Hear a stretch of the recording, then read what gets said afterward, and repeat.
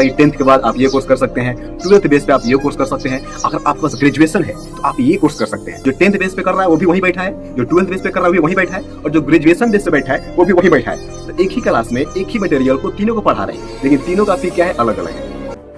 अस्सलाम वालेकुम। बहुत सारे लोगों का मैसेज ये आ रहा है कि सर हमें कौन सा कोर्स करना चाहिए। ठीक है, तो कोर्स करना चाहिए मैं बता दूं आपको। जब आप इंस्टीट्यूट में दाखिल होते हैं, जैसे आप इंटर करते हैं, आपके सामने एक लिस्ट आता है जिसमें 18 कोर्स का नाम रहता है, राइट। तो आप कंफ्यूज होते हैं कि हमें कोर्स किसको करना है।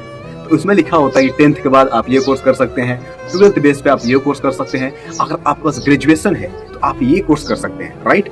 और तीनों का फी डिफरेंट होता है। और उसके बाद जब आप पढ़ते हैं ना क्लास में बैठ के, तो जो 10th बेस पे कर रहा है वो भी वहीं बैठा है, जो 12th बेस पे कर रहा है वो भी वहीं बैठा है, और जो ग्रेजुएशन बेस पे बैठा है वो भी वहीं बैठा है। तो एक ही क्लास में एक ही मटेरियल को तीनों को पढ़ा रहे हैं, लेकिन तीनों का फी क्या है, अलग अलग है। बात समझ में आ रही मेरी? तीनों का फी क्या है, अलग अलग है।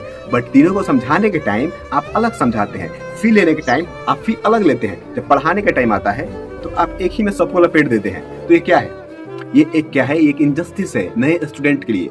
ठीक है ना, जिनको नहीं पता है एटलीस्ट आप उनको गाइड करें, आप उनको सही रास्ता दिखाएं। ठीक है, आप किसी को ऐसे कैसे बेवकूफ बना सकते हैं। अगर आपको कोई समझाता है कि नहीं ऐसा कुछ नहीं है, तो I have more than 8 years of experience in the field of health and safety profession. Okay, I have worked more than 26 companies in India, and I have worked more than 5 companies in Gulf countries right now.